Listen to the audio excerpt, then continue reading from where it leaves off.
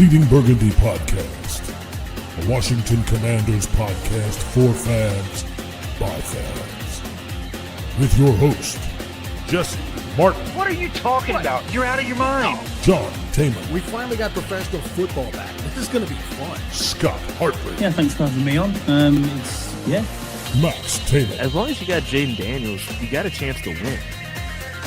Spanning the eras of Washington football. Honoring the past. Commanding the future.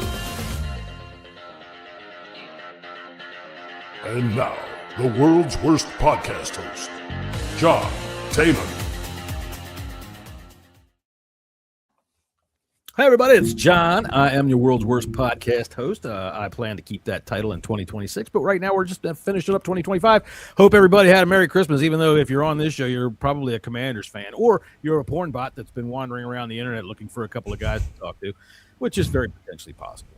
And if you are a porn bot, hey, why don't you send me a credit card number, and maybe we can talk. So we played the Cowboys on Christmas, and I don't know about you guys. We lost, and losing to the Cowboys sucks, but I didn't really feel terrible.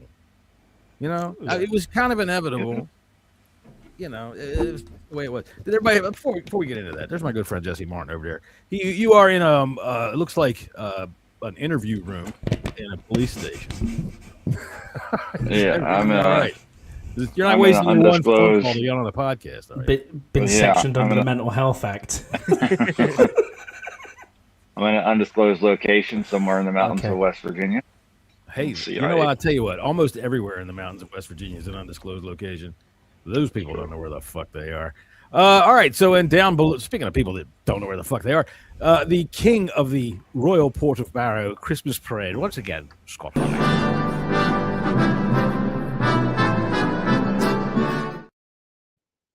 Scott, we determined last week, or on our last episode, that you do ride the sleigh into town and you throw farthings at the children. That's correct, yeah. Do you ever hit any of them? No, I mean, this year, John just played it steady, had a nice Christmas meal of obviously jelly deals, peas, and, the usual blood pudding, as Jesse calls it. And then just don't forget the haggis. Haggis, obviously, yeah, of course. No, just normal Christmas food, and then I've just been terrorising the family with my flatulence ever since, which is, it's great. All right, so wait a minute. You said jelly things. Yeah, what was that? I'm is kidding, that something man. that requires lubrication, or is it one of those things that just jellied eels? It's a London delicacy. I did want to take Jesse to a pie and mash shop and have jellied eels there, but we didn't get a chance, unfortunately. Damn, I know. I'm sure you're missing out on that, Jesse. Damn it. Mushed up eels with jelly around them. Yeah, not as in the jelly that you have. Pie and mash jelly. Yeah. Jellied eels. But they actually sell just pies and mashed potato, which is a little bit strange. When I see things like that, I am culturally sensitive. I won't eat that shit, but I am culturally sensitive to that this is food of your people. And there must have been seriously fucking hungry motherfuckers to say, hey, why don't we put these eels into a tin until they turn into jelly? Yeah, exactly. Strange, isn't it? Really strange, grim jellied eels, but not for me. That's not. No. But no, just a traditional Christmas meal yesterday, which is good. Spent time with the family, and as I said, the usual. And then I've just been farting forever. So yeah, it's been great. Right. Too much veg. That's what it is. I think that's a fine Christmas. Farting up the house. It saves on your heating bill. I just read today, in fact, that England has had the sunniest year that it has ever had. More sunshine on your country this year than ever before. Not in my area. It's not. It's really? Grim for years. Fucking Weather Channel thing. No. Just raining all the time. You have to thank Donald Trump for the sun, really. Obviously, yeah. It wouldn't even exist. Speaking of, if it wasn't for me, he wouldn't exist. There's Max Taman down there. How you doing there, Max? Wearing his Hey, Dad. Hi. Pretty cool. Every time you find some weird way just to throw it at me, just a little bit weird. Well, I mean, I look for segues. It's not as easy as you think. Well, yeah, because they went obsolete. Do you remember when we were in D.C. and we saw that guy fall off a Segway? Yes, we were going into the food. You were about I don't know, 9. Scotty, he was. We were You remember the walking down the Segway, the street. thing that he was Yeah, leaning forward, and just took a hard left into a wall. They were learning how to do it. They were on a tour, and the guy was, all right, everybody, lean this way, lean that way. And that dude leaned and whammo. Wall, face first. I was laughing my ass off. But, that's just the way it is. I figure this. I will gladly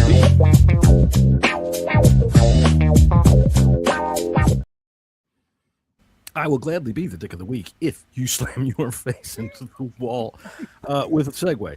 Anyway, speaking of segues, there we go. All right, so we played the Cowboys this week. We did. Not so great. But, kind of what we anticipated. So we're going to go ahead with first fast thoughts.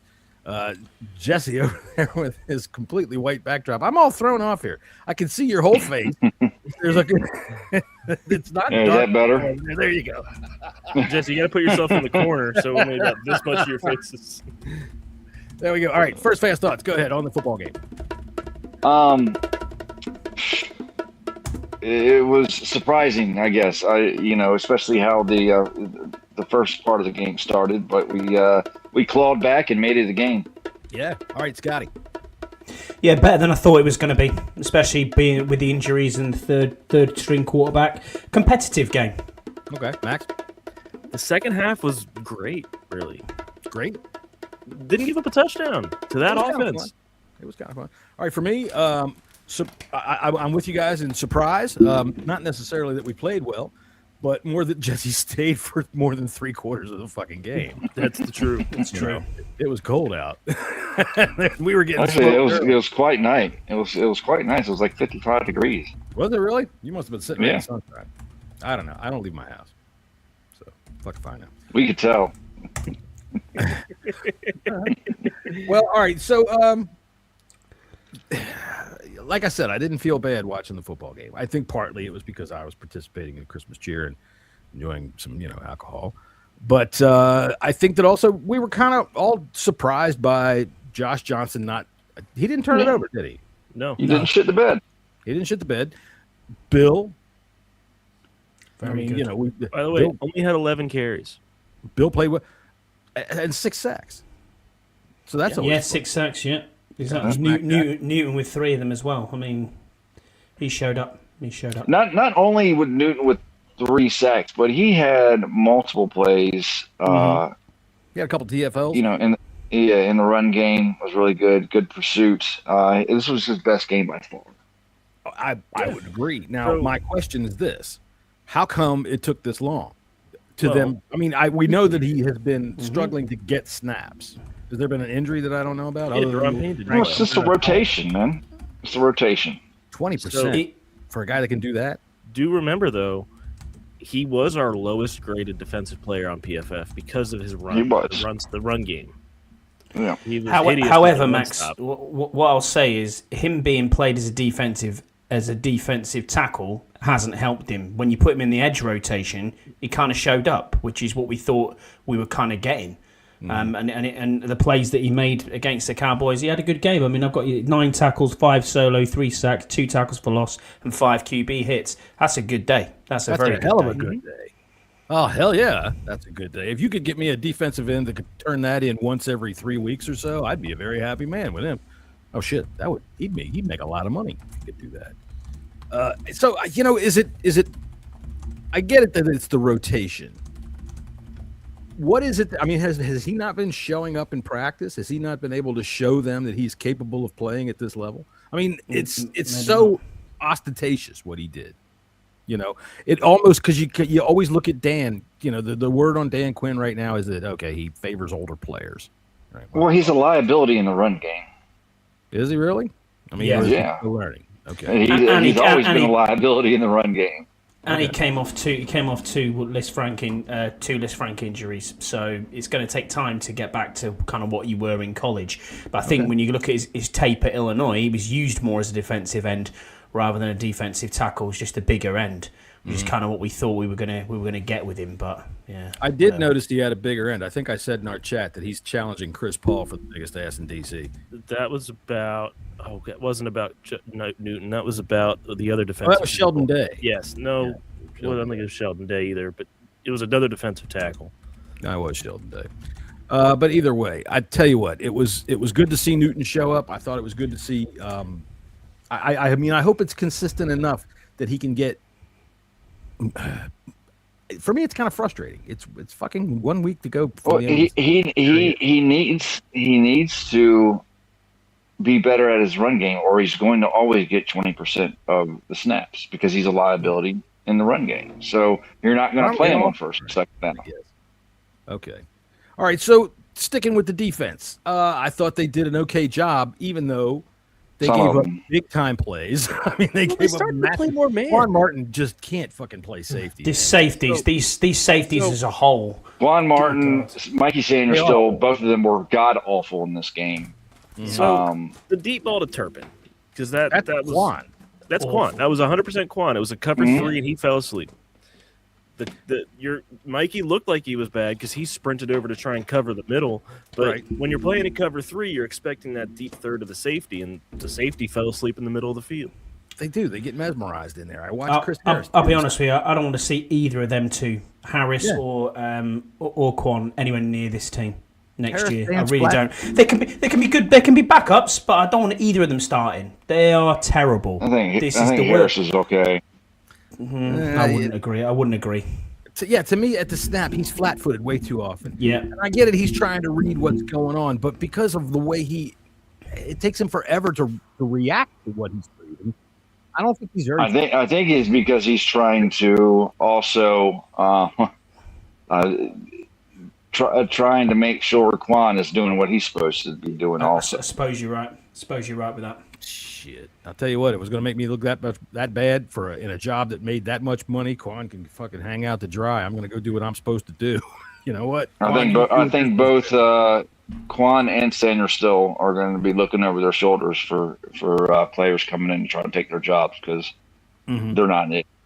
Those are the two that obviously we need massive help in the back end of our defense, as well as edge rusher, as well as we need fucking every position on the defense. Let's be fucking honest. All right. But here's honest. Yeah. Ready?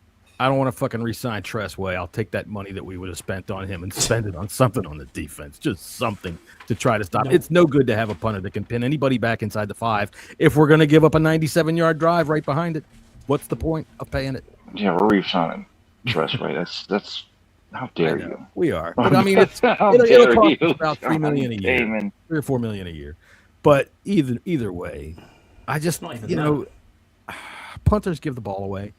And we can't stop anybody. If we had a punter that could pin somebody deep and then we could stop somebody and be able to use that field position battle and win it, it would be one thing. 87 plays. They ran 87 plays. They ran like fucking 75 of them in the first half, it felt like. I don't think it's Tress's fault that players are missing what they're doing on special teams to run plays back. And he's got the most punts inside the 20-yard line in the entire NFL. That's why he's a Pro Bowler, John.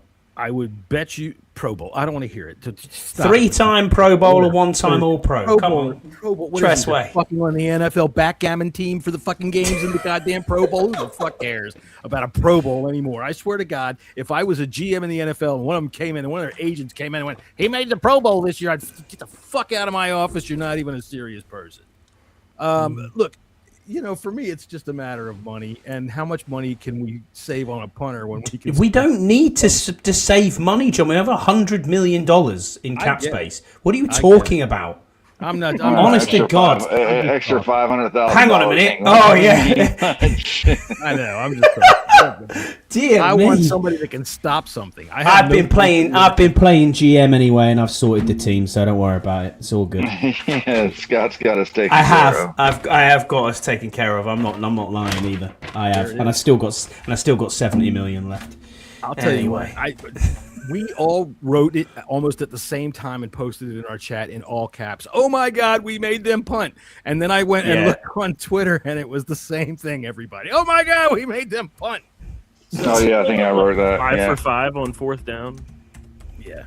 Yeah. They just can't, they just have no, whatever. The most frustrating part about that is we had a 3rd and 16 in the second quarter and they ran a draw play that got 13 yards.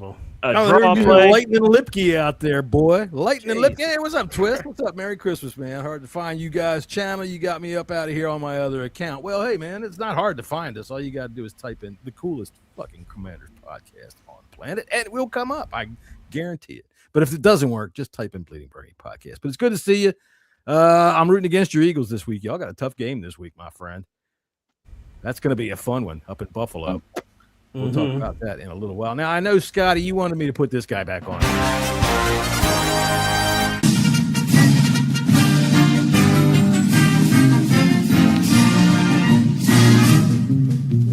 Go, Giants, go. Go out and march to victory. Go out and roll down that field. Apparently, that congenital freak made a Christmas video. He did a Christmas one. I'm sure. I thought you'd have it up there. Oh. No, I didn't. No, he's not, because he's not dressed in Giants colors. And if I'm going to do anything on Christmas, I'm going to high five Twist about fuck the Giants. And yeah, man, fuck that guy. So anyway, right now we're trying to say fuck the Cowboys. We did get 6 sacks. That was really good. I thought I kind of like Mikey on the outside, but I agree with you, Jesse, that he's going to be looking over his shoulder. Jordan McGee shows up. Terrible. Oh, Jordan McGee. Yeah, no, I thought he Jordan played McGee had a decent. good game. Yeah, I Yeah. thought he flashes. You see him. He's big as shit and he's Yeah. fast, man. I think another year, another off season, him with a more prominent role, and I don't think we're going to see Bobby back next year.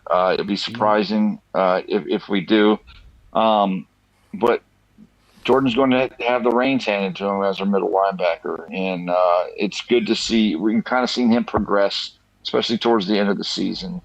So it's good. It's good to see that because we need that youth back there. We need that speed, and he's learning from one of the best to ever do it. So Yeah, I mean, he should be ready.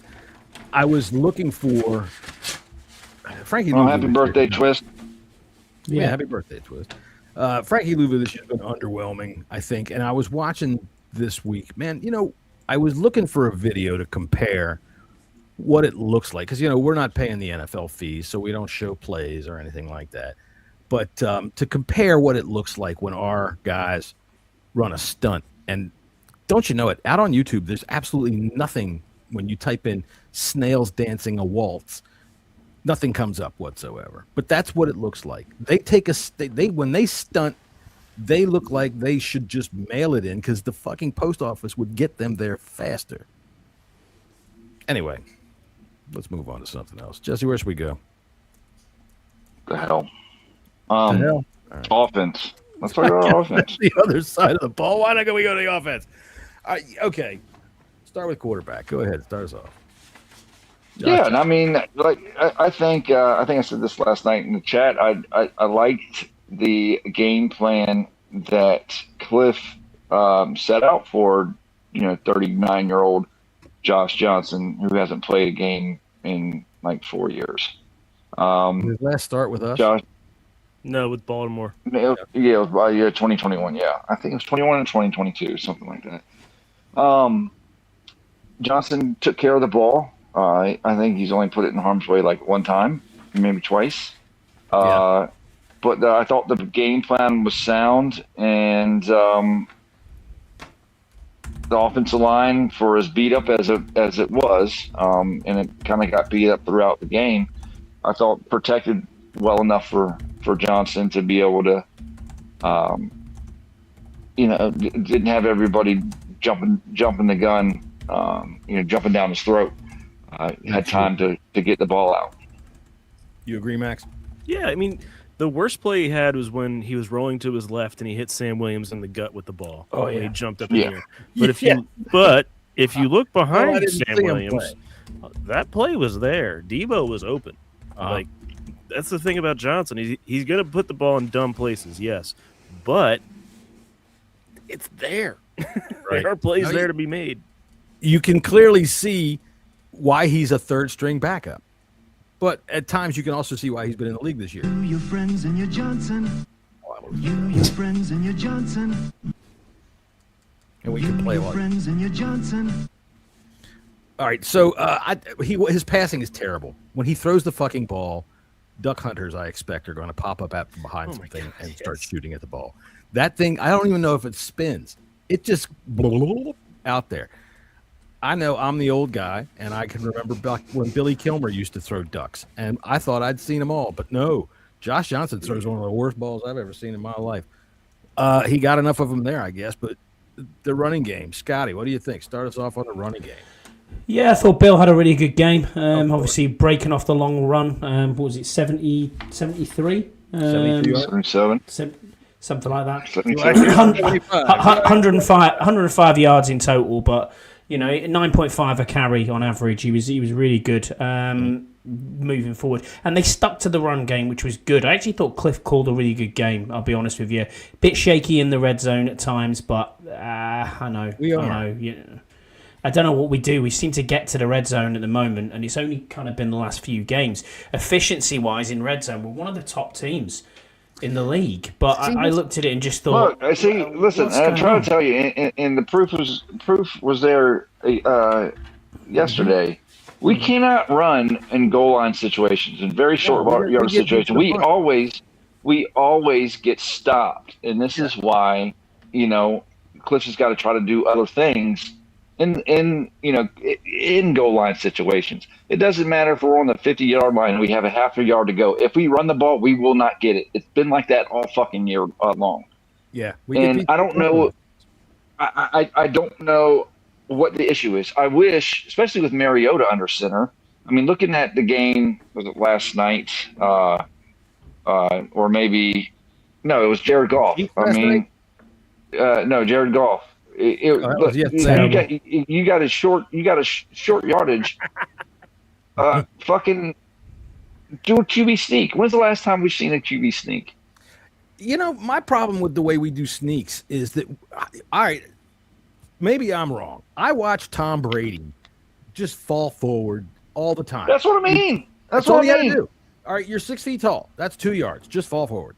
And it's not even a matter of fall because everybody's going to cram up on there. So I hate this bullshit where unless you're going to actually draw them off sides, all right, unless you're trying to actually get it down to 0 and draw them off sides, step up to the line, snap that motherfucker and go. Right? As soon as they get their fingers down in the goddamn dirt, snap that thing and go. Punch them, right? You ever see anybody who, you don't counterpunch with a yard to go. That's not how you win. Just get up there and run it. Do it fast. And in my opinion, Cliff's got to get kind of creative down there, but I think Cliff's got to get kind of creative with his playbook too. If it's not working this way, let him make it work. All right. So if we're not getting push here, bring one of those goddamn tight ends in the backfield, line them up as fullback. Let's get in there and play some snot-nosed football. Snot-nosed football. That's just gross. Snot bubbler football. Anybody's out there that knows what a snot bubbler is. Conrad Dobler was a bad man. All right.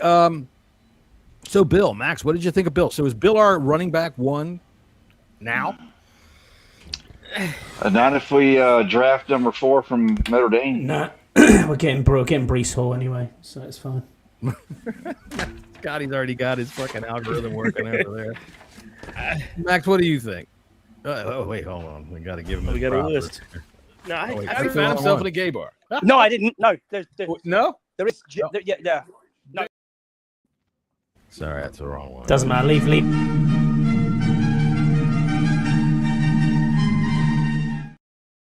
All right, there's Scott's list of the week. He showed it to you, ladies and gentlemen. So if you're not watching the YouTube channel, this is your cue to do so. All right, if you're watching us over there on social media or listening to us in your car, listen, if you're listening to us in the car, just turn it on YouTube and watch it. I mean, goddamn it, everybody else on the fucking road is. You might as well too. Wow. Tris says, is Cliff going to stay? Yes, I sure as hell hope so.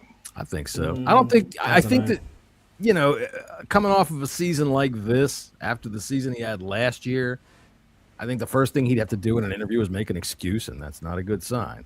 So, yeah. I think the whole league knows what our excuse is. I mean, you fucking got... Listen, 85 players we've signed on the roster. Out of a max you can sign throughout the year is 90. No one ever comes close to that. And we actually is there a fine attached to that? Because I saw the Nicky Javala tweet saying 85. Yeah. You just can't do it. You can't do it. I mean, you have a max roster slots of 90. All right. So throughout the year. So what happens if you reach 90 this week? You can't sign. You can't sign anybody. Scott, remember a couple years ago we played the Giants in Week 17, and they only had 52 players on their roster. Mm. It was the Jake Fromm game. Yeah, that's what happens is we can't dress enough people. Like we don't have a full roster. We can't dress enough players now. I mean, we dress guys, but there ain't many players. Well, I think it's a little bit. I think it's a little bit different. I mean, you might throughout the whole entire year, you can have a max of 90 contracts.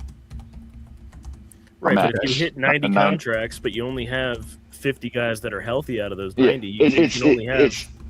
It's very rare that anybody comes close to it, just because. I mean, not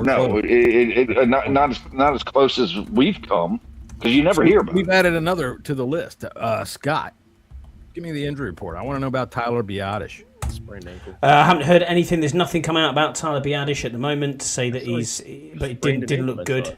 You hear how clinical he sounds, Max? That's why I call on Scott for the injury report. Listen, go do it again, Scotty. That was great. Yeah, there was nothing come out as of yet on the injury report. At the moment, not hearing anything. One of your ears like this and say,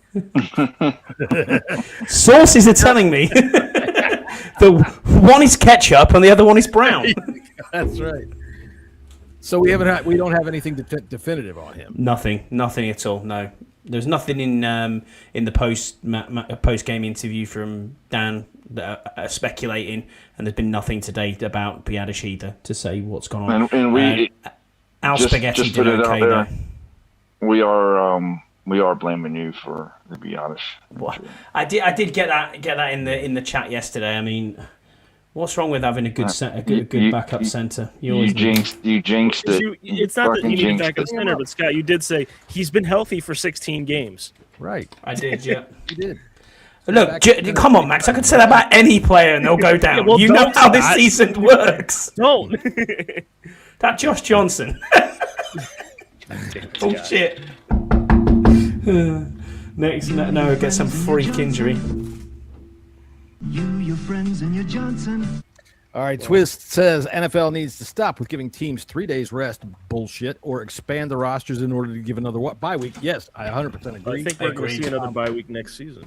Well, another that's bye great. week or another game. You know what I think? They can't really split up 2 bye weeks fairly amongst every team. It gets disjointed. I think they should just take a 2-week break or 2 1-week breaks. The whole league takes a break. We run the Daytona 500 in the infield of the Super Bowl, right, or around the stadium. Now, how did we write it up? We had a good idea. We had a really good idea. Roger should have listened to it. Didn't they, just because they've tried 2 bye weeks before, and you always told me, didn't the Dolphins have a week 1 bye? They did. They had a week 1 bye. I think it was like 1992. They tried 2 bye. They had an 18-week season with 2 bye weeks in it. And, yeah, the Dolphins had a week 1 bye. It was the most fucked up thing you could possibly fucking imagine. And, for me, 16 games was perfect. I think they fucked All right, so how is that different than playing this year, though? What do you mean? Having a week 1 bye? I mean, it's just, you're still getting another bye later on in the season. Yeah, but it's... Yeah, but the point of the bye week is to rest in right. the middle of the season. If you have week 1, think about it this way. These guys, especially in the late 80s, early 90s, they're like racehorses, okay? You get them in the stable, you shoot them up all full of fucking butyl nitrate, and you get them out there in the goddamn starters, and you can't turn them around and say no, they're going to bite you. So you got to let them just play. Otherwise, they fall asleep. And I don't know that the Dolphins did all that well this year or that year. I'm looking. Wasn't 92 the year that Marino tore his Achilles? It might have been. I think he tore his Achilles because he was sitting in a recliner when he should have been playing football on week 1. I was looking up something, but I can't recall what it was. So we're not going to bother with that. All right. Wide receiver. Can't be hitting people like Brian Dawkins every 2 seconds, though, John, can you? I'd love to, but that's a bad man right there. But anyway. Wide receivers, I thought had a pretty good game. Deebo Samuel. Yeah. He was good. Angry run to start it off. Yeah. Well, I mean, they gave him a hell of a good lane. Yeah, they gave the receivers had a good game given who was throwing the ball to him. Yeah. They had a good game, period. I thought when you can turn screen passes like that, I thought that's good. You know, am I wrong? 60-yard screen passes are good. I think elite wide receiver one, going for his 3 for 40 yards. Yeah. He had 5 for 60, Jesse. Same 5 for 60, 63. Come on, let's get it right. Give him his props. Come on. You know, he had a long of 16 yards. Yeah, and he's playing with friends in your Johnson. That's what the offense was on Saturday. He did have a good. I'm all fucked up with he's quarterback proof. He's 5 for 60 every game. Yeah, he's pretty much 5 for 60 is 1,000 yards, Jesse, over a 16-game season. What do we think about Sinnott? Genuinely, he got more involved. Yeah, man. I mean, he had his best game. Yeah, I thought he had a couple of catches in garbage time, which was okay. You still got to catch him. I think that the talent is there. You just got to use it. It's the same thing that you talk about with Jordan McGee. I think he's caught every ball that's been thrown to him, hasn't he? He's had 2 targets that haven't been catches.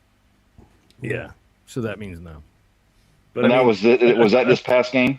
Yeah, I think it was. That's 2 targets this whole season that haven't been catches. But a target could be the ball got thrown 20 feet over his head, which is entirely possible given his quarterback situations. And I think one of them I thought he did drop one this week. I don't know that he dropped it, but it was something that was not a good ball.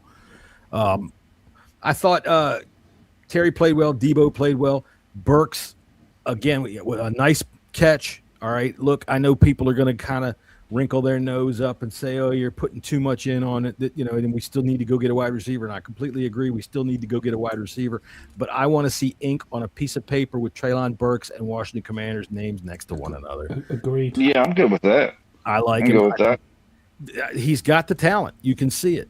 I thought that the play that showed me more than anything, not necessarily the circus catch that he made, was that when they tried that reverse with him. All right, it only went for a yard. But they caught him 4 yards behind the line of scrimmage over on the sidelines. And he friggin' fought, and it took 3 guys to bring him down, and he ended up getting a yard with it. So I think Burks has always had the talent. I mean, his issue's always been health. He's been hurt. Injury. Right. If he can keep healthy, I think we've got one. That's what I want to sign him Plus, for. when he was drafted, his expectations were skyrocketed because remember he was the replacement for A.J. Brown after the Titans traded him away. Mm-hmm. So, tell you what. He's almost exactly the same size. I mean, I think we need to talk about the ref situation too. This close in 100%. We need to talk about the refs. It was despicable again. It's always despicable in the NFL. This is the reason I put it in the chat yesterday. This is the reason why players and people who are sports betting, and that's the problem now. Is we'll talk about sports betting in a minute, but people who are sports betting and betting on games, they must look at this and think, is this fixed? Because there's so many plays, and it's not just in our play. Look at the play last week with Detroit where it was, went back off. What was it? Offensive. It was offensive. Right into that dude, shoved him 5. George Pickens' play this past week where he got called OPI was not as much OPI as it was. That was egregious. But then I look and I'm watching half of these plays, and I just think, how are you even calling that? The Treylon Burks no play against the Eagles. Then that was terrible the week before, and then yesterday the refs were abysmal. It's absolutely abysmal all the time. It's been that way for years. Right now, explain to me. They need to make them full time. They have to make them full time professional referees. This is the only sport I've ever watched, and tennis, they're fucking full time. Rugby, full time. Football, full time. Why is this such a big game in the US and worldwide, and they don't have full time professional referees with a union that can look after them? I don't understand it. We've been asking that question for decades. Now, didn't they hire some of them full-time, Max? Yeah, I remember that right? 10 years ago, but they only hired 1 per crew. Yeah, right. So, because what they want, Scott, is they want all these guys that are, lawyers and doctors. And no, I get that. I understand where you're coming from, but why? That's their job. But why do they want to do that when you can have referees who could? It could be a pathway for former players. Do you really want to know why? Because when they have these rule books that are written the way that they are, you need to have someone with somewhat of a brain cell to be able to interpret what the hell they're trying to say. Well, see, here's the thing. What I always think is if you hire full-time referees, you're adding maybe 100 guys to the NFL payroll at the most, all right, or tops. And if they can't not afford it, you know what I mean? If that's their job, then okay, for 3 or 4 days a week, you're watching film. All right, you're taking what happened here, what happened there, what happened here, what happened here. You're getting better at what you do, and you are the most important thing. All of you officials are getting on the same fucking page. I can't stand it that from 1 week to the next, one call is these jerk down calls that they call holding on all the damn time. They do this little fucking jerk all the damn time, and they call it 1 week, and then the next week they don't call it. Another time, and it seems completely capricious. All that it does is it keeps you're in this world. You're swimming, man. That's a lot of F's. What? There you go. Now you're good. Say that exact same thing again. All right, let me see if I can figure it out because it was a lot of F's. So when you see these kind of calls like this, okay, I'll start back from the beginning. When you have officials that are full-time employees, they can watch film, they can get together, and the most important thing is they get on the same page. We get consistency between crews. The worst thing is from week to week to week to week, you get one call this way, one call that way, one call this way, one call that way. So it lends fuel to the fire to these fools that think that this shit's fixed. And you know, people say, that way they can also be held accountable as well. Right. You know, they get docked or some kind of some kind of. So I watch Premier League football. I watch soccer all the time. If a referee makes a serious, egregious mistake, the following week they're not reffing in the Premier League. Good. He's like, you know what I mean? They're rough refereeing 3 leagues below. It's not a punishment, but you take time off to then go back up to the top level again, and it's all professionally monetized, and they'll go through the system to get there. You know, there might be an assistant for 5 years before they even get to referee a football match at football league level. Yeah. Then you build up and build up and build up. Why are we not doing that? I mean, like I said before, Max, I get it about playbooks and everything else, and about how to read and interpret the rules and having the knowledge and brain to understand that. But if you've got former coaches or former players that might want to still be out there and think, you know what, I can make a living out of this, then why not? Well, because let me give you this with the George Pickens OPI yesterday. I don't know if you had the Netflix broadcast or if you were on Sky Sports or anything. I was on Netflix, yeah. So they were saying that Randy Moss used to tell Nate Burleson, give him the chicken wing as opposed to give him the hand. Right. It does the exact same thing versus this. It's just this is legal, but this is not. So, but it's interpretation. It's how you bend the rules, isn't it? Can I read you something real quick, please? Mm-hmm.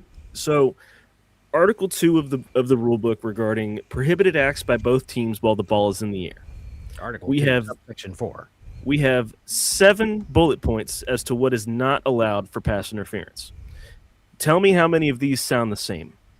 A, contact by a player who is not playing the ball that restricts the opponent's opportunity to make the catch. B, playing through the back of an opponent in an attempt to make a play on the ball. C, grabbing an opponent's arms in such a manner that restricts his opportunity to catch a pass. D, extending an arm across the body of an opponent, thus restricting his ability to catch a pass, and regardless of whether the player committing such act is playing the ball. So if you're playing behind the receiver on a crossing route, you cannot reach your arm across them to make a play on the ball. Unless you don't touch them. I've seen it done. That's fucking what Emmanuel Forbes is everybody give all fucking praise for. That's what he keeps doing. Cutting off the path of an opponent by making contact without playing the ball. F, hooking an opponent in an attempt to get the ball in such a manner that it causes the opponent's body to turn prior to the ball arriving. Or G, initiating contact with an opponent by shoving or pushing off, thus creating separation. Yep. However, Article 3. Article 3. Permissible acts by both teams while the ball is in the air. Incidental contact by an opponent's hands, arms, and body when both players are competing for the ball, or neither player is looking for the ball. If there's any question whether contact is incidental, the ruling should be no interference. Yeah, we know that. The thing about it is, I always think that interference is pretty obvious when you see it. Yeah, but how many times have we seen interference get no called or called? Or even better, when they tried to do the whole instant replay about interference, it never was. It was overturned one time. Right. See, I think it should be used. We had that play last week where, not against the Cowboys, against the Eagles, where remind me, it was one of our receivers was going for the ball and Burks in the end zone. Burks Burks in was the going for the end end zone. zone, and he's literally holding. He's got a grip on his left arm and holding it down. And when you can see that, all right. Now I get it. I was talking with a couple of peoples about the tripping call a couple of weeks ago that negated a long run by Marcus Mariota, right? And if you start to try to go back and call penalties like that, then you're going to have people going, oh, look at the holding over here, or that holding over there. Before you know it, lawyers are going to be what we're watching on television. So, but interference, 90% of the time, is just one or two or three guys. So I think it's obvious enough that the booth can call down and go, hey, he had him by the arm. Throw the goddamn flag. But also, to build off of that, the same season when they had pass interference reviewed, Kelvin Harmon got called for a pass interference 15 yards before the play actually happened, where when they tried to call pass interference, he was getting pushed away from the ball. Hang on a second. And Joe Theismann was on the preseason game saying, how is this possibly offensive pass interference? Hang on, I'll be right with you. Hold on. Hello? Oh, hey. Yeah. Hey, no problem, man. Thanks. All right, talk to you later. All right, that was Kelvin Harmon calling up to thank anybody for saying his name on fucking podcast. Good for us. That's great. No, isn't he one of the DC Defenders? Doesn't he play Yeah, he was. football? I did see one thing. Speaking of now, we're talking about older players. T.O. is now playing pickleball. I'd like to play against him. So, all right, let's do some head smacks and butt pats for the football game. Head smack. You're in the war sewer again, It was John. mostly this exhibition football. All right, who are you giving a butt pat to? We'll start anywhere you want, offense or defense. Jesse, go ahead. I'll start with Josh Johnson, man. Hats off to you. Yeah. You know, we got down 21-3, and you fought back and helped make this second half pretty competitive and fun to watch. You, your friends, and your Johnson. All right, Scotty, what about you? Who you got a butt pat for? Yeah, I'll take the low-hanging fruit and say Bill Krosky-Merritt. Now, you know, when you're patting butts, the low-hanging fruit is actually somebody's balls. Be very careful. Doesn't matter. He can have a ball pat after 100 yards. That's fine. 105 yards for Bill. Yeah, man. That was fantastic. Max, how about you? Debo, he went and got his money. Debo. Debo played well. Using too much glue on the mic. Twist is in fine form tonight. All right, I'm going to go ahead and say I'm going to give it to Johnny Newton. Has to be. It's right over to the defense real quick. Go ahead. What you, Jesse? Johnny Newton. We all know why. We talked about it earlier. Yeah. I thought we got to give one to Cliff. You know, he called a good game. Yeah, He did. He called a good game. Scotty, who else you got? Anybody on a butt pat? Offense, defense, special teams, anything? Nothing. I got one. Go ahead. Ricky Barber. Ricky Barber, defensive tackle, got in for one series, had 2 tackles and a sack. Very good, Ricky Barber. There we go. Ricky Barber. All right, so thank you, Ricky Barber. All right then, and let's do some head smacks. Head smacks. We'll start with you, Max. Anywhere you want to go, offense, defense, special teams, head smacks. Wait, I got one more. Hang on, I got one more butt pat, and that's just whatever the fucking kicker's name is. He hasn't missed yet. Jake Moody. Jake. I got one more, maybe a hat tip or but I got Chris Moore. He had a good kickoff. It's okay. Real quick. I know we're. Can we Chase Edmonds? Look, he's still trying to run a kick return from the opening kickoff. Dude. He's still trying to cut across the 20-yard line, and the game ended 20 hours ago. See his hands up on the wheel. Yeah, come on, everybody, let's go. River Craycraft. He just flopped forward for about a yard. I was like, what are you doing? Oh yeah, no problem. Talk to you later. All right, it was River Craycraft's mom thanking us for saying his name. He was actually in an NFL game. That's cool. Good for River Craycraft. All right, let's do. We're on some head smacks. I'm gonna take the lowest hanging fruit. Quan Martin. Absolutely. He got benched yesterday. Yeah, good. I think him and a couple others are making some business decisions out there. Yeah. I really don't. I'm not going to go too far on any of them. I thought that they kept the game close and competitive. You guys have already taken Quan Martin, and that's the biggest one in my opinion. I'm not going to. I think Mikey deserves one too. He was awful yesterday. I mean, Will Harris trash. Will Harris, yeah, I'll give you Absolute trash. All right, let's see. We got some football games to pick, but before we do that, I don't have a top 10, but I do have some Christmas presents that the Washington Commanders got for Christmas. So let's see here. I don't have any Christmas music to put on here. That's too bad. All right, so Silver Bell. Oh, sexy Christmas presents. There we go. Sexy Christmas presents. Sorry, these are Christmas presents that were received by Washington Commanders this week. Hey, what happened to my background? Where the fuck's our background? Hang on a minute. This is all fucked up. What the fuck are you doing here? There it is. Yeah. There. Sorry, everybody. Fucking with people's perceptions of the show here. All right, so number 10. Okay, there's no number 10, but this was a Christmas gift that was received by Marshawn Lattimore, a shiny new Raiders. Oh, don't do it to him. Don't do it to him. It's not fair. It is fair. See ya. All right, number 9 for Adam Peters, a subscription to NFL Under 30 magazine, so we can start to figure out who we want. And there's a free agent who we need to sign. Anyway. All right, number 8, Chris Moore. Nice certificate of participation. That's very nice of him. Way to go there, Buckaroo. Let's see here. We got what's this? For Dan Quinn, a hatchet man. He needs somebody to go in there and fire people for him, and then he can stand by the door when his friend is getting walked out going, I tried, I'm sorry. It's out of my hand. And he needs a hatchet. Okay. I'm sorry, buddy. I tried. I did everything I could. I'll take that job. Fucking ruthless. Out. I did my best. Platty shit. Out. I'd be ruthless. All right. For, Quan Martin, a nicely worded letter of recommendation to the good people in the Human Resources Department of the United Parcel Service. He can drive. What the hell? Let's see. Who else do we have here that got a nice Christmas gift? Oh, Bobby Wagner got a nice new mobility scooter.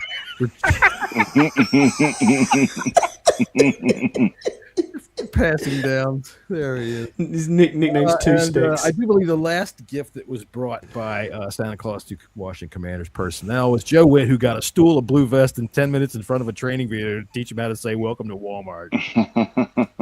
Fuck out of here. All right, so there's our Christmassy stuff right there. We'll get into some football picks. All right. And you know what? We're going to do it like professionals. We're going to say right after this. And we're back. And we're going to start off with the Texans and the Chargers. Jesse, you can take over whenever you want. This is this is a big game right here. Texans at Chargers. Chargers favored by 1.5 over under 39.5. Yeah, this is going to be a good game. You got the Texans, awesome defense, and the Chargers offense that, is pretty fucking good. I'm still going to lean to the Chargers here. I am. Stroud's been playing better, but I think the Chargers are on the roll right now, and I don't think there's anybody that's going to stop them. Scotty, I want you to make a list. All right. This is one game in which we have both starting quarterbacks healthy and ready to play. We do. All right. So keep a list of how many we have. I wouldn't know. I don't know how healthy Justin Herbert's hand Doesn't matter. is, but he's starting. He's playing. That's the thing. I don't think it bothers him. That dude was fucking running wild last week with a busted up hand. And the Texans, for as good as their defense is, I will take the under in this game, but I think I'd take the Chargers to squeak out a win on Dicker the Kicker. And really, if you're the Texans and you're going over to the Chargers, who are the roommates of the Rams, isn't this like a sleepover at your friend's house? Maybe. I guess, maybe. Max, who you got? Max. Oh, I think this is disrespect for the Chargers to be favored. I think the Texans are going to win this game. The Texans are still going for their the playoff berth. The Texans haven't clinched. The Chargers have a shot at winning that division, but are they going to be able to do it? Most likely not. The Denver's running away with that division at 13-3. Yeah. So, I mean, the Chargers do if they do win, they do play Denver next week, so that could be something. But I think Texans' defense is too good. They are amazing. That's why I took the under in this They're game. good, but I mean, the Chargers' offense is really good. And I like John said, the Texans' offense isn't really all that great. And the Chargers do have a solid defense. Is Woody Marks going to play this weekend? I know he didn't play last week. I think he will. That changes. I think he is. I thought I heard it. I don't think so. Their offense isn't bad. I mean, when they've got oh shit, I lost his name. It was right there in my fucking head. Nico Collins.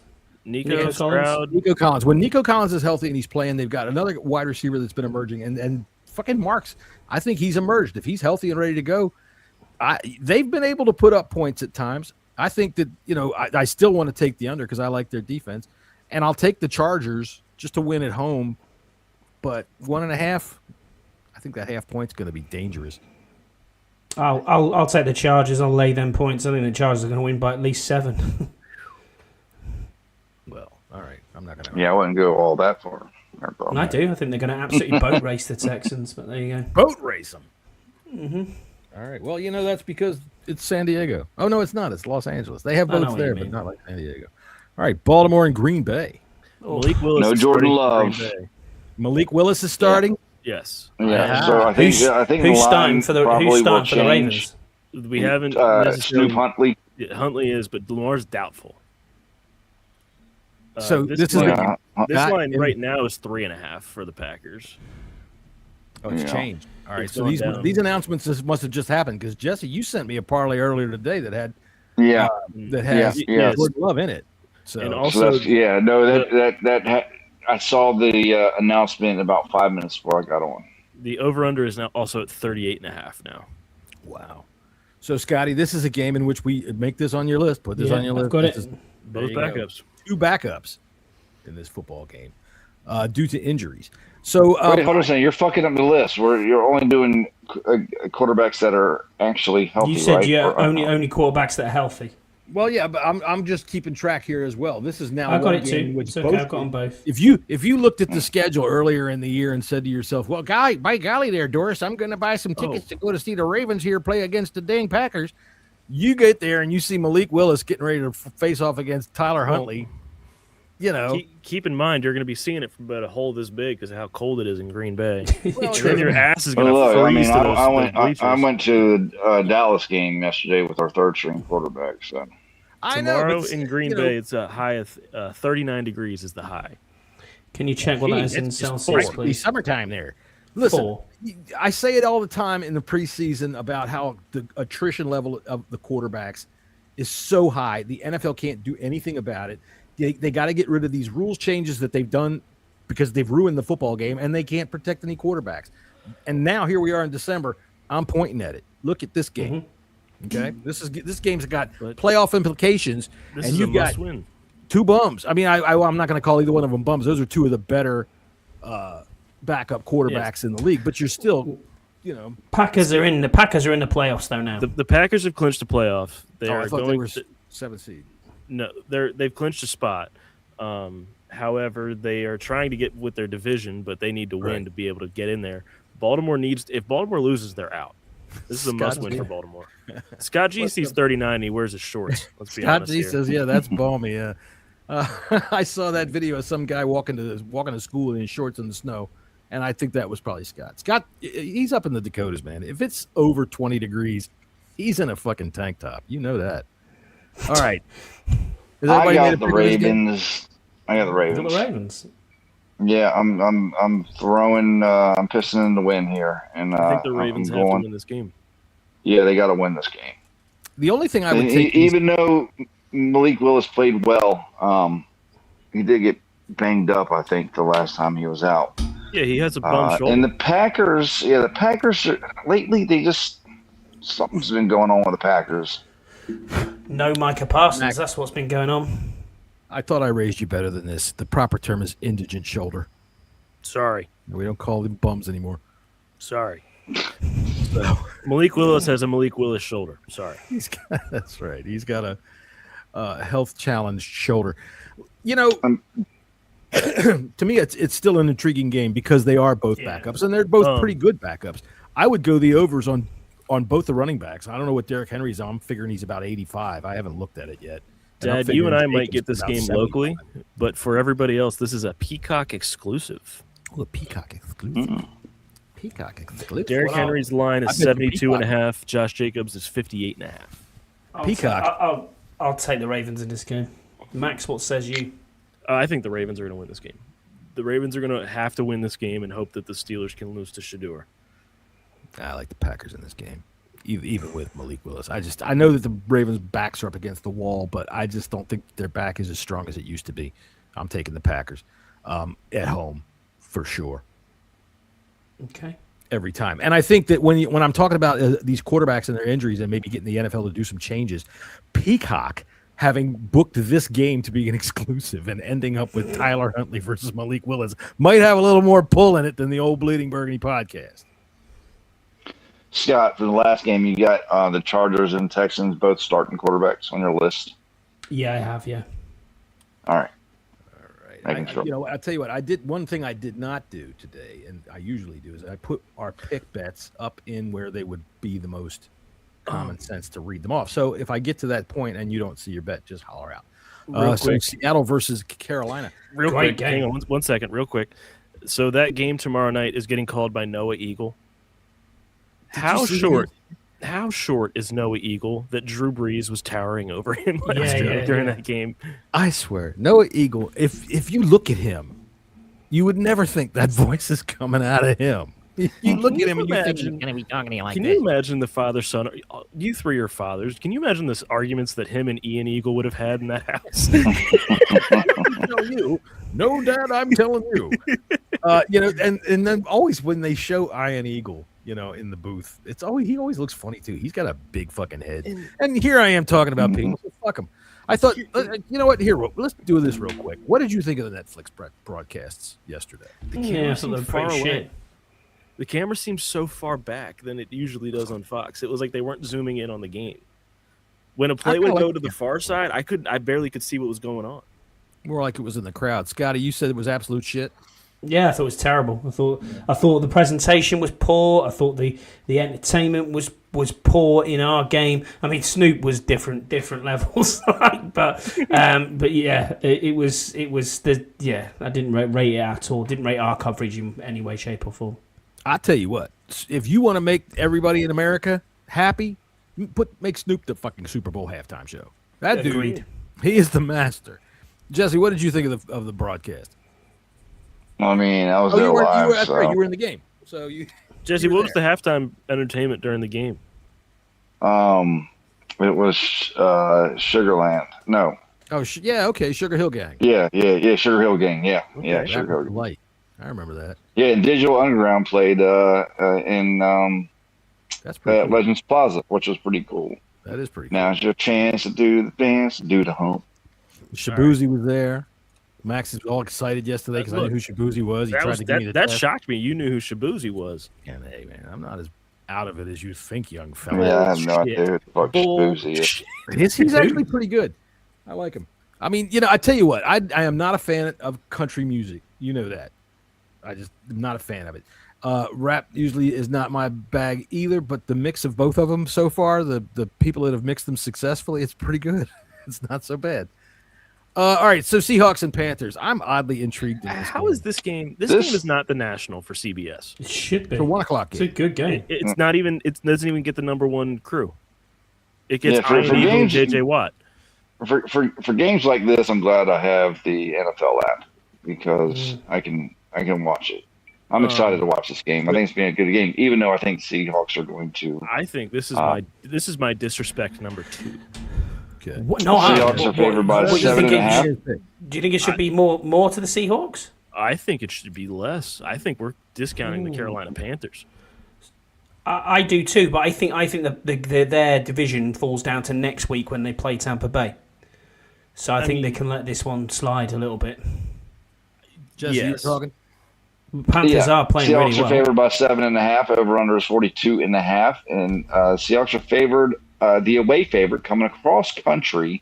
So Max may have a slight point. It's on the top. I see it as a 5.5, 6. I think. but the odds makers see it a little bit differently. But I'm definitely going Seahawks in this game. I think they're just too strong of a team. All right, for me, I hate that I'm going to say this because I know as soon as I do, the team that I can't figure out more than any of them is going to fuck me. But I'm taking the Panthers and the 7.5 points. I think they can win the game. I think the Seahawks might be in a little bit of a swoon after their big win over the Rams. I like the Panthers in this game at home. They are playing for their lives, and I get it. Either it's going to come down to next week for them and the Bucks, but I don't like this notion that they're going to let it slide. I don't think that they can, and I think that the Seahawks might look past them. They've got the 49ers next week, and that's going to be a huge game. So give me the Panthers, and I'll take the over in this game. I'm taking the Seahawks. I think it'll be close, but I think the Seahawks will win the game. I think the Seahawks are going to win, but I think it's going to be close. I would think this is a last-second field goal by Seattle, 17-14, 2017, somewhere in that range. And This is a 1 o'clock game? This is a 1 o'clock game. It is not going to shock me at all if Carolina wins this game. No, me too. I'm exactly right with you, Max. I agree. I think that Carolina could win this game quite easily. It's a flip of a coin, and I never thought I'd say that. They're playing really good football at the minute, the Panthers, but so are the Seahawks. That game against the Rams a couple of weeks ago, that looked like an NFC Championship game. It was that good. This is going to be a blowout. Come on, guys. Let's be real here. All right, here we go. Game of the week, boys. Game of the week. This game is going to have a lot of offense. This game, Jacoby Brissett is going to have his arm fall off because how many times he's going to throw the ball. Now, on the quarterbacks, are we saying Brissett is the backup because Murray's not obviously there? Brissett's the starter. Yeah, they're not going to play. You classing? No, but you classing him as the starter. Is what I'm saying, John, for the book. Oh yeah, as a matter of fact, yes. Here you go. Opening day starters. My parlay right here. John's quarterback overs. But hold on. Scott's asking you a question. You're not giving me a clear answer. What is the answer? I'm saying, is Brissett the starter? Because you wanted me to mark down all the starting quarterbacks. No. Is it Kyler Murray? It should be Kyler Murray, really, shouldn't it? It should be, right. So he's the back. So yeah, Brissett's the backup. When I say so there are some that I think, like for the example, Spencer Rattler was the quarterback coming in for the Saints, but I think Tyler Shuck was going to be the guy all along, right? But they did not intend to finish the season with Jacoby Brissett taking over, right? I think that's my opinion. So I'm making the rules. There you go. All right, so I'm taking the Bengals in this game, winning big. I'll take the over in this game. Wide receivers are going to be up and down the field like crazy. You could probably put the over on everybody that's playing offense in this game. Yeah, I'd say all the wide receivers playing this game, you could probably hit the overs on. Except for that, what's his name? The guy, Andrew. Marvin Harris? No, the guy from the Bengals. Yoshi. Yeah, he ain't hit nothing. Forget him. All right, so I do have a big parlay on this one. John's quick quarterback overs. And it starts with these two quarterbacks. Both of them are going over their number, 262.5 for Burrow. He's going to throw for over 300, I think. Jacoby Brissett over 252.5. Even if he throws for only 2 yards of completion, he's going to throw it 700 fucking times. All right. Trevor Lawrence going to get Scotty some anal. Over 235.5. There we go. Drake May over 255.5. Mr. Automatic at plus 998. That's my quick quarterback overs for the week. I'm gonna send Scotty a Trevor Lawrence wig, so maybe that'll help him. She said if they get to the championship game or the Super Bowl, I've got to wear a wig on the pod. Oh, that would be great. And the best part about it, dude, is if you put a bandana over it, and then you can be for one of those guys that sang for Poison. All right, so I already made my pick in this game. Bengals. No one's not picking the Bengals. Come Jamar Chase in fantasy Super Bowl week is almost as sure of a thing as you can possibly say. I just looked it up. He averages 135 yards in fantasy Super Bowl. Wow. Mind you, that's only been 4 games, but 135 yards. I mean, mind you, nothing. If you could tell me 4 games a guy averages 135 yards, I want to know where to sign him. So, all right. So, Scott, Jesse, you made your pick on this game? Yeah, I got the Bengals, man. Yeah, I think it's going to be a high scoring game. I would also hit the over on this game as well. Same. Yeah. I think the Bengals could get the over on their own. Yeah. All right. So, Tampa Bay and the Dolphins. To me, Baker Mayfield runs like a man with a hamster up his ass. Is it just me? I mean, you're not wrong. Cool. Then we've seen the same movies. All right. Yeah, we keep clicking Jesse's links. I'm taking the Bucs in this. I'm not going to drop those points, though. 7 points, too much. No. Yeah. Dolphins can score. Yeah. A-Chain's still on fire, but Tua is not playing, is he? No, it's Quinn Ewers. Ewers will play. He played pretty good last week. Okay. You know what? He wasn't terrible. Go on, Max. Don't do it, Dak. Don't do it, Max. I'm going to provide my rationale first. What is the here off the top of your dome? What is the Bucs record since the bye week? I can see why Scotty didn't put this one up. They're 1-6, and their one win was against the Cardinals. Since they've lost to the Saints, the Falcons, the Panthers, the Dolphins might sneak this out. I think they might. I don't want to call it, but I think you could be right. A-Chan is on fire at the minute, so and I mean, Bucs need this game. They're going to get this game. They do. They will. I think they're going to win it. But I wouldn't touch the 7 points. I would say Bucs win. Dolphins win the points. Yeah, I wouldn't want to bet the points, but Bucs are definitely winning this game. Also, again, what has happened to Emeka Egbuka? He's terrible. That is a good question. Fallen off. The same thing that happened to Marvin Harrison Jr. He got hurt. Harrison never actually popped off like Egbuka did at the beginning of the season. Suppose so. Yeah, I'll give you that. One time my Egbuka popped off, and I got thrown out of Kmart. Egbuka, his target share, Egbuka has 119 targets, which is almost double anyone else on that team. He only has 59 catches. Oof. Rough. Don't bring that nonsense over here. Yeah, you and your nonsense. I mean, Kyler Kyler trying out for the Nationals. The Nationals right now. I thought it was the Oakland A's, or now are they going to be the Las Vegas Athletics now? Yes. Yeah. Right now they're not Oakland. They're just the A's. You know what I was playing finding Sacramento right now. Since it's Christmas time, we're just bullshitting right now and having fun talking about all kinds of shit. I'll wait till we get to the Raiders. All right, we're not there yet. So we're going to go right here to Scott's best chances at some butt play. The Jacksonville Jaguars at the Indianapolis Colts to be able to put a stamp on the division and cram it right up the Colts. Well, using the vernacular, up their ass. Jags easy win this. No, this is the. I'm not trying to be funny. This is the only team in the AFC I can trust at the minute, and I don't know why. I know why. Big time. For those of you just joining the Bleeding Burgundy podcast, Scott's been trying to get some anal from his wife for years. Yeah. And now, she's a Jaguar. Where is this guy? Look, Scott, you know I love you, man. Well in the playoffs. And I'm pulling for you. I'm really pulling for you. And I want you to get that score, but I'm sorry. I don't trust the Jags. Really? I do. How many teams in the AFC would you look at now and go, yeah, I trust that they're gonna do everything right now in the AFC? Apart maybe New England, you could say. Colts win this game. Colts do not win this game. No way. What? Why? Colts to win. Yep. Colts are winning this game. Mark my words. All right. Okay. But I'm pulling for you, Scott. I like it. But I'm not a Jags fan. I'm just looking at this, going, right, what's gonna make me have a happy household. Scott, we need a favorite. We're trying to get you there. Go on. We need a favorite. Karen, we need you just to audio record Karen during the Jags game. Oh yeah. So you want to actually see the mentalist that goes on, effing and blinding, and the whole like laptop getting thrown. Oh yeah, I'll do that. Do a video. I mean, if you have do a video. Ask her permission. Ask her permission.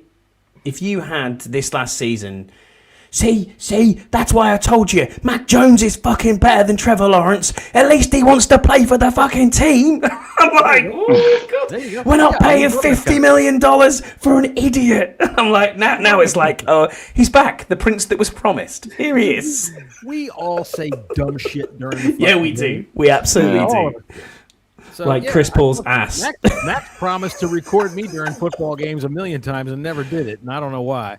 But John, because every time I tried, why do you think every time we go to the game I sit by you? It's because it's the funniest thing I've ever seen. Because you also know that if you're going to go fight someone with a walking stick, that's very true. My favorite part of going last year, of the goofy shit that happened, was that, well, for one, I turned around, I looked up in the stands, and all I can see is Scouse. That was funny. I'll give you that. Out of nowhere, there's Scout. It was the timing. It was just comedy timing, wasn't it? Straight away. Boom. And then also when they did the thing where the Commanders did the thing where you could put yourself on a Sports Illustrated cover, right? That little cool thing that they did. Well, they got me going like this to the Giants. Get out of here. Go home. And it looks like I'm going like this, but they got me right when I was doing my little get the fuck out of here dance. All right, so where are we at now? We are on, I'm taking the Jaguars in this football game. Jags, I can trust them, and I think that they can score a lot of points because I trust fucking Cohen. And Liam Cohen. Liam Cohen. Yeah. Sorry, this is that Jack Daniel's Tennessee Honey, and I've had a couple of them, so I wanted to make sure I knew his name before I said it right. But yeah, dude, he's a quarterback whisperer, and it looks to me like right about 2 weeks ago, Trevor Lawrence figured it out. No, he has not. Yeah. No. We would have heard about it. Or he'd be coming on. You wouldn't have heard about it, that's for sure. Scott would be doing the show like this. Hey, guys. He ain't getting none. Scotty doesn't have the... Maybe it's the other way around. I don't know, but yeah. Scotty's got to put that look in his eye, hitch his fucking hand down his pants and say, hey, baby. We'll get there, Scott. We'll get there. All right, are we all on the Jags except for Jesse? Yeah, except for Jesse, yeah. All right, except for Jesse. I'm taking Jacoby Myers and his over in this, too. I think it's like 58.5 yards. Fuck yeah, he's on fire. Can someone look up what is not what's he called? Strange, I think, at the tight end. Is it Brenton Strange? 36. What's it? Yeah, Brenton Strange. I would take the over on that. He's got a lot of receptions as of late. Yeah, Lawrence has figured it out, and the tight end is part of it. So Scott's pisser of the week. Yeah, right here. So Amari Hampton anytime touchdown. Zach Charbonnet anytime touchdown. Chase Brown anytime touchdown. The Bengals minus the 7 and the Rams the 8.5 is a 2.642. You and these anytime touchdowns. I just like running backs on anytime touchdowns because they get touchdowns. You can't really do it with receivers unless it's that's the book of knowledge. Put that down in the book of football knowledge. And if you bet in like Puka Nacua or you bet in someone, it's like that's not going to happen. Like CeeDee Lamb, he's on an accumulator yesterday, and I'm like, I'll back him. No. I had CeeDee Lamb 60 yards yesterday. See you, Twiz. Take care, mate. Happy New Year, brother. See you, buddy. Yeah, definitely better come back next week, Twist. We're playing the Eagles. The Eagles and Commanders come back. We need to talk about it with Twist. We do. All right. So I'm figuring if Twist has to go eat dinner, that means he's about 14 years old. His mom just called him. He said he just turned 40. He did, yeah, he's 40. Hey, I'm not going to goddamn pretend. He can be whatever he wants to be on this show. My sense of humor level stopped at around age 13, and I'm proud of that. All right, Patriots at the Jets. Speaking of getting somebody's foot stuck up their ass, the Patriots are going to need to go buy some shoes, I think, after this game, because they are going to lose many of them in the anal cavities of the New York Jets. Well, who's the New York Jets' QB? Who are they starting this week? The same guy. The third stringer. I will say the Patriots are going to be without 5 starters. Oof. That being said, they're going to win by 28. Is any of them Drake May? Then it doesn't matter. All right. I think Travion Henderson was practicing this week. I think he's questionable. He was a full participant today. I said it earlier when you bring up Travion Henderson about these Brady Cook was fixed. All right. Last week everybody was like, "Oh, look at Travion Henderson. He goes out right at this point of the game," and they try to tie it into some kind of fucking over under. And it's like, Okay, I saw his head bounce off the turf like a fucking basketball. You didn't? Yeah. Did anybody watch Travion Henderson when he got hurt? Yes. His fucking head bounced off the goddamn floor. So, all you morons out there that like to talk about how it's fixed, fuck off. Prove it or shut up. Do you guys think Aaron Glenn gets fired? Yes. Sorry, I'm thinking we're going to need a. Yes, I do. Yes, I do, because I think that he's one and done there. I think there's a couple that might be one and done. I think Pete Carroll's probably one and done as well, just purely from an age thing. But for Aaron Glenn, I think if you're looking at Mendoza as the QB, trying to trade up for that first round pick or get someone that you need, then they've got to get probably a new GM and a new head coach and start afresh completely. Well, we're going to get to the top 2 teams here soon.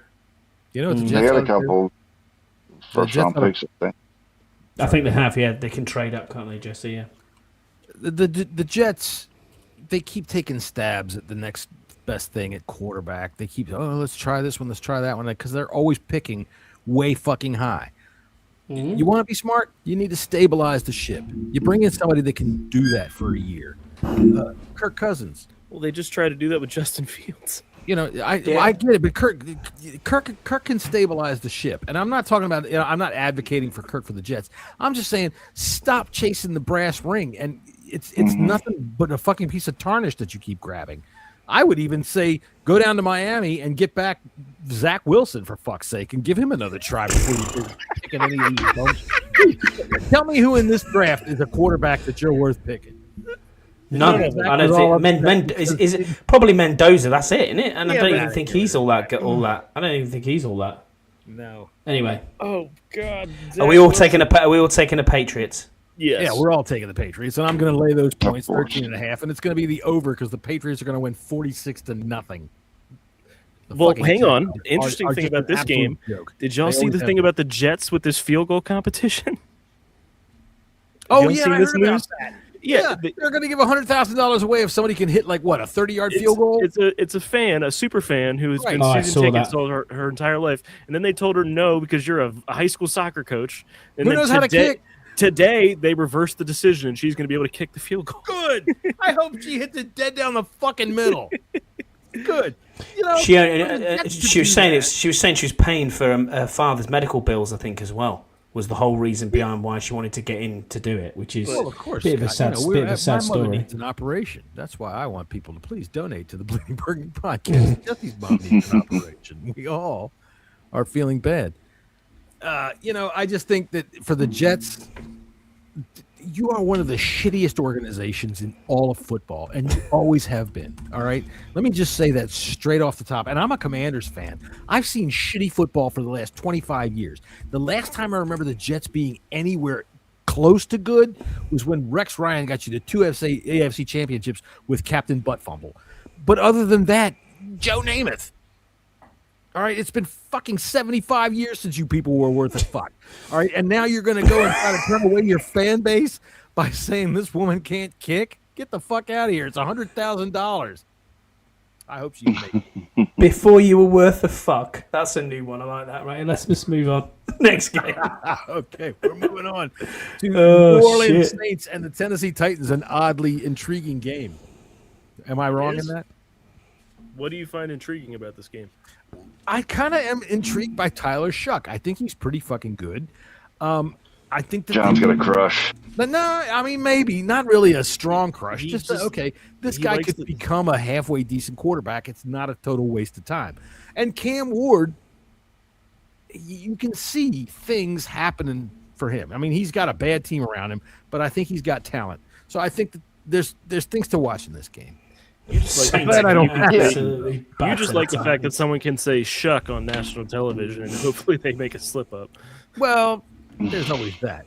And Saints are favored by 2.5. Over under 39.5. Titans are at home. I think this is going to be a competitive game. Titans I think they've been playing better as of late. They have. And you're right. I do like Cam Ward, and I think he's got some talent, and he does have a shitty team around him. Spears is good. Yeah. I mean, I think the Saints' defense is really good, and it has been in a row. Yeah, and it's been playing really well lately defensively. So to give me the Saints in this game. Give me the Saints, but don't be surprised if the Titans pull this out. I think this is going to be a competitive game. I'm taking the Titans at home. I think it's going to be competitive. I don't Bring really another have one, John. as to but yeah, I'm going to take the Titans at home. They're due for one. I think they've been playing well, and they just kind of foul it up at the end. But Give me the Saints. Give me the Yeah. Saints.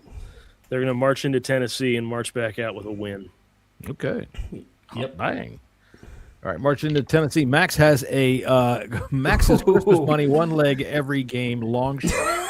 You put Every one game. leg on every fucking game. I was bored sitting waiting outside of a shopping center today. I think this And is a pretty good pick. I was just looking at it where, Shador is going to throw 2 picks to the Steelers. I think Right off the bat, wham. I just think that it's fantasy Super Bowl and someone's going to have a bad game, and JSN under 90.5 just seemed too steep. Drake May is going to throw 254 yards in the first quarter. Caleb Williams is going to throw for 225. What? Drake May with 1,000 yards. He's going to have a 1,000-yard game. Jacoby Myers at 5 catches is a steal. I think so. Jamar Chase having 100 receiving yards, not receptions, yards, in fantasy Super Bowl. That means is easy. receiving. Sorry. Divine A-Chain at 26.5, I think, is too low. They run That a lot of is screens receiving. out of that team. Cam Ward 189.5 seemed also too low. Genty starting to pop off, and the Giants' run defense is some Swiss cheese. And Josh Allen pass and rush, that's just almost a given. So all of that is a plus 98.21 to give back to Santa or to give to Uncle Sam. I'm nervous on the Ashton Genty. That's the one. That's the only one. That's Yeah, the one that only makes me bit. nervous. I might be a little bit nervous on the Josh Allen. Past couple of weeks, he's had low totals on both. That's a Yeah, but they're combined playing total. Philly. So that's going to be a big game for them. That's a combined total. I don't know what the weather's going to be in Buffalo. I mean, it could be literally anything. It could be a fucking tundra situation. It could be a nice sunny day. 36 and wintry mix. Wintry mix, that won't bother anybody unless the wind is blowing. All right, this is another oddly intriguing game, Pittsburgh and the Cleveland Browns. Intriguing in that when somebody says, hey, watch out, don't step in that, you look at the ground and say, oh, okay, I see why. All right, so I'm taking the Steelers in this game. Steelers are winning the division. Yeah. Shador Sanders is going to throw 3 picks. 3 picks, he said. 3 of them. So here's another one then, John. Are we classing Sanders as the starter? No. No. Sanders third is the string third-string quarterback coming into the season. This is a game in which you're seeing a backup. However, I think it's an interesting backup. I can't help it. Maybe is it just me among our panel here? I think it's pulling for Shador. I don't rate him in any way, shape, or form. I think he's. Yeah, I didn't like him. I didn't like him as a quarterback. I didn't like him as a person. I think. No. He's too cocky. I'm not, He's too much like his dad, and he doesn't have the skill for it. Correct. Dad to back it up. That's he can't. Right. Okay. yeah, but he ain't his God, dad. tip the cap to you. He's daddy's son. That's about it. I think I would take the over in this game, and I kind of like. I think Aaron Rodgers passing over under is like 204. It's low. I don't remember exactly what it is. Somebody's got it from. It's 187.5. Oh fuck yeah! I'm taking. Yeah, the it's over. not really that low. DK Rodgers Metcalf. hasn't been lighting up the stat sheets.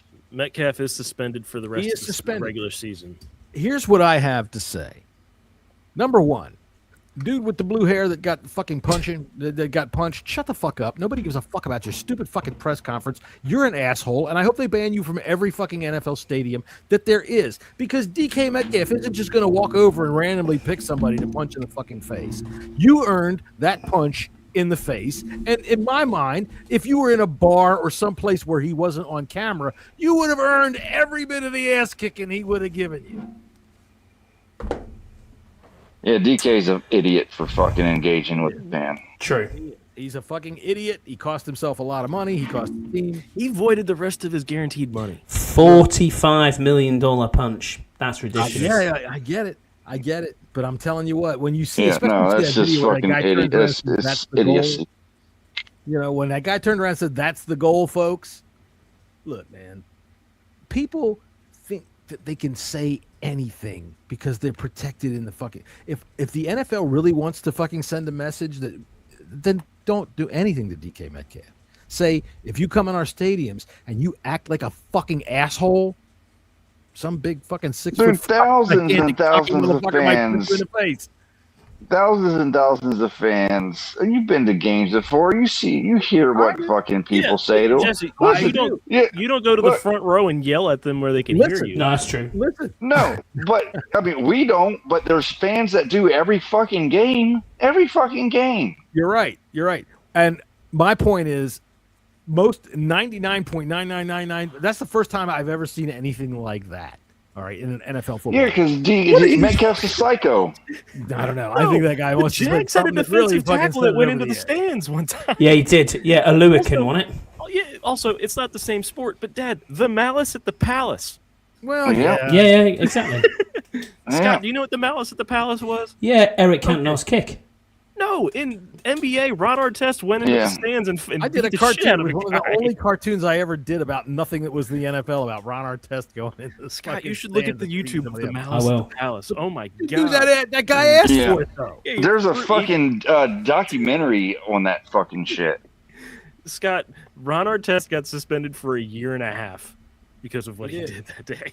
That guy asked for every goddamn I'll text you it now. Eric Cantona's Kung Fu kick. That was awesome as well. That was a Crystal. When you said Palace, that's why, because that was a Crystal Palace fan. That's why I thought. So, there you go. There you go. They were playing Manchester United today, weren't they? By the way, Manchester United were playing Newcastle tonight. It was 1-0 money. Oh, that's right. That's right. I believe Ron Artest was so affected by that, he changed his name to Meta World Peace. Meta World Peace. Yeah. And then it didn't matter because he elbowed James Harden in the elbow one time. Look, man, Or elbowed him in the ear. I am about tired of people that think that they are insulated because they can say, you can't touch me, it's the rules. If you pop off, you should expect what you should get back. That's all I have to say about this. Did we all pick this game? Yes. Steelers. All right, let's go to the game where everybody should get punched in the mouth. This is the game for the number one pick. Yes, it is, isn't it? And the Raiders today shut down Max Crosby, and he left the facility, and no one has. Yeah, heard he from did. him. Pissed off. Yep. Oh, I bet he's He's going to be a Washington Commander next year. Yeah, let's see. Yeah, let's go, baby. Oh, yeah. What are you giving up for him? Because he's just signed a brand new contract.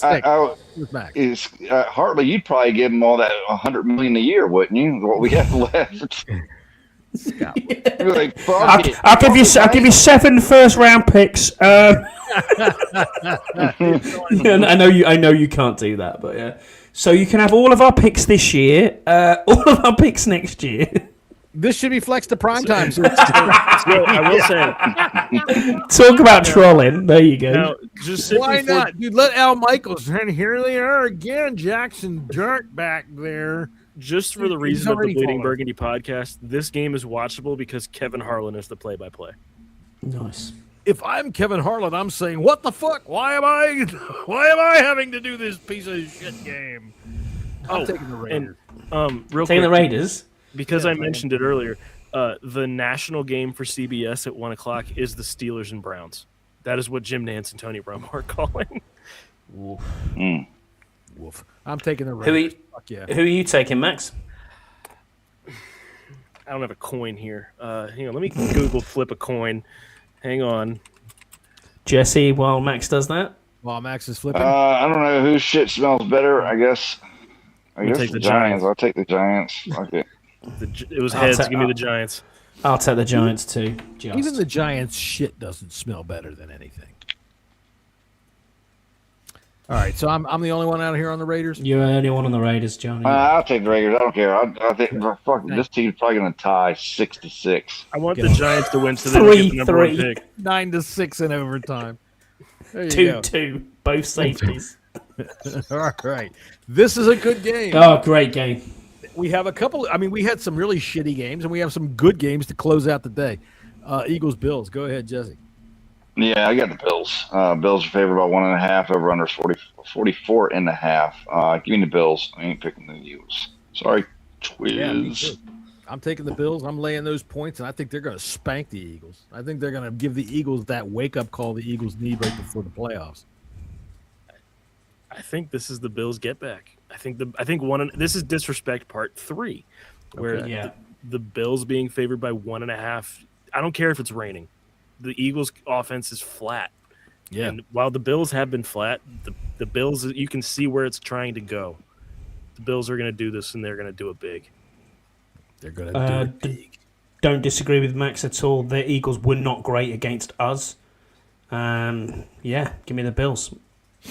All right, Jesse, you got a big wing it all around parlay of the week here coming up.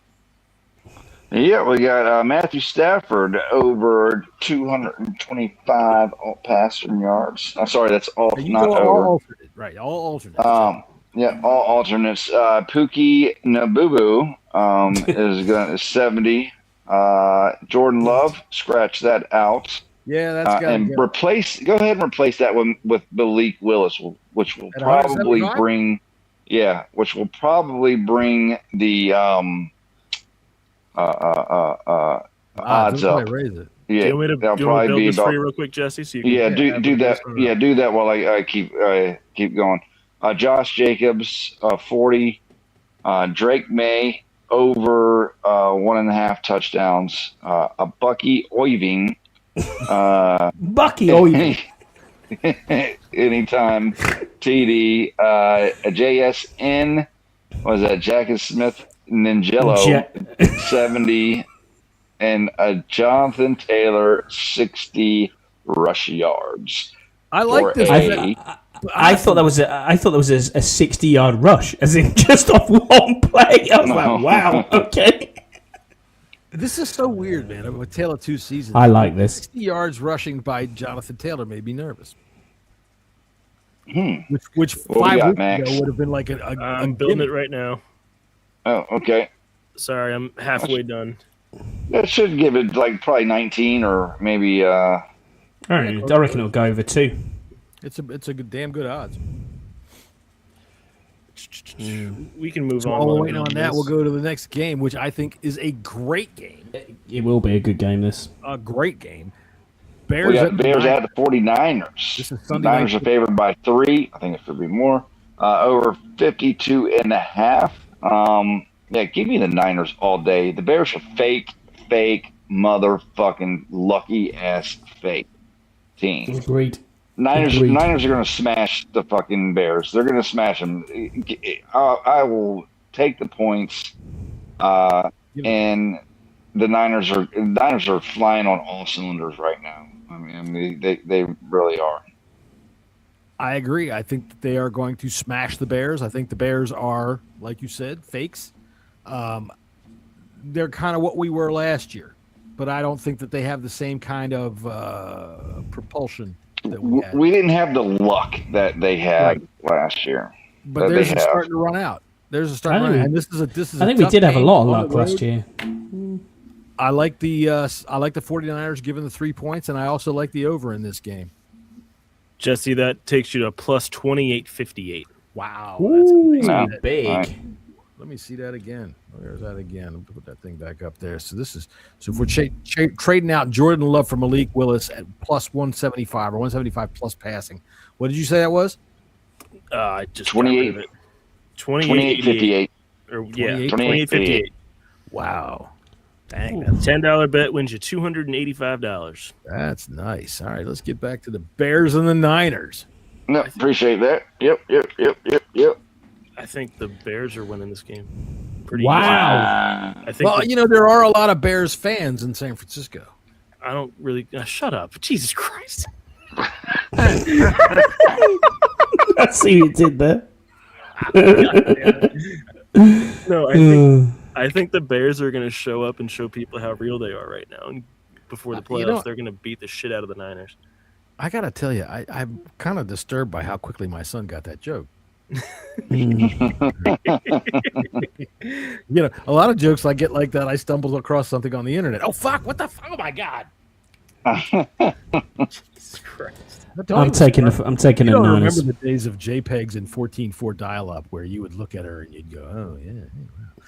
I do, John. I remember the days of putting a picture in MSN Messenger and going, sorry, my mum needs to use the phone. It'll download later. Then you get half a head. Is that a bike? I don't know. One line at a time. Look at those. Got some nice tits. And There's a dick. What? There's a what? Oh my god! You wasted 10 minutes downloading this 400 JPEG of a fucking transvestite. All right. And I was gonna send one of y'all, and John. I was gonna send you a coffee mug, and when it gets hot, a picture starts showing. No, and it's a big old fat black dude fucking. I know what you're about. No, fucking Jesse, horse. what's very funny is he doesn't drink coffee, but his wife drinks tea. So we ain't even going there. You better stop it right there. Right, move on. The LA Rams with the Atlanta Falcons.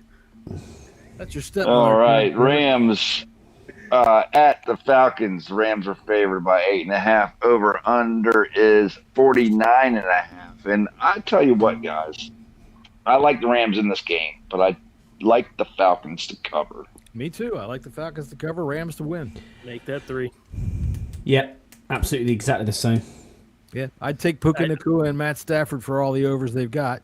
But I think that Stafford's going to win a lot of people some money this weekend on I think fantasy championships. Bijan Robinson's playing well. Yeah, and Kirk's not playing bad. Pitts is starting. Yeah, that's what. There you go, Max. Both on there. Kyle Pitts is starting to play really well. Yeah. There you go.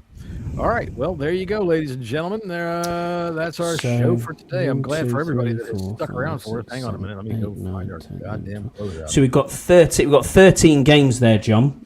And of the 13 games, we have 1, 2, 3, 4, 5. We have 6 with quarterbacks that would be starting normally. Both quarterbacks. So there you go.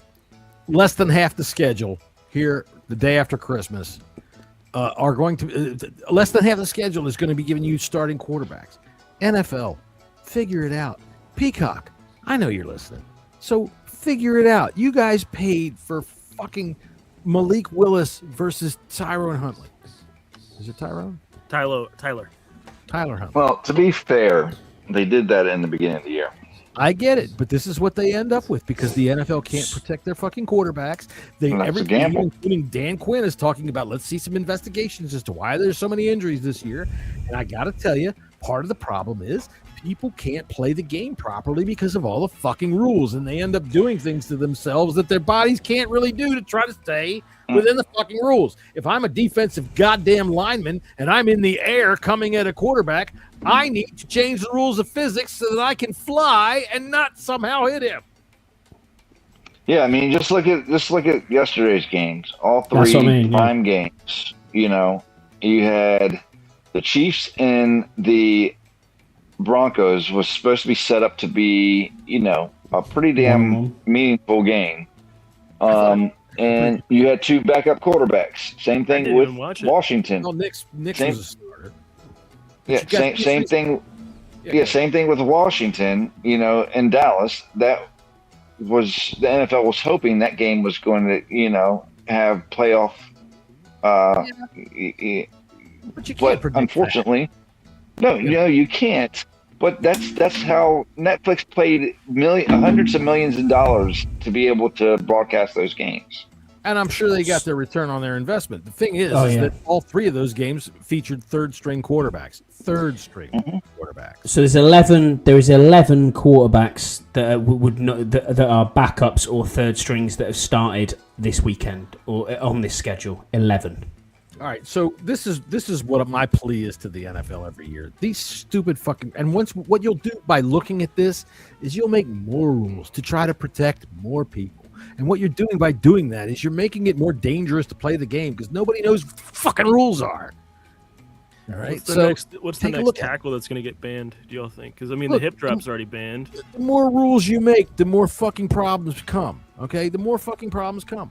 And with the way that the gambling is now, you can't afford it anymore. So anyway, you're probably going to not be allowed to tackle the ground anymore for too long.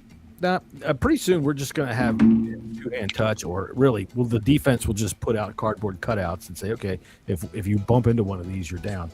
All right, we will be back. What is today? Today's Friday, right? Fucking Friday. When we have holidays in the middle of the week like this, it fucks me all up. All right, so today's Friday. We don't have a game this Sunday, so we'll be back When are we coming back? On Friday. Next Friday, we will be back to discuss whatever the fuck we have to discuss then. So until then, we'll see. Eagles preview. Yeah. Later.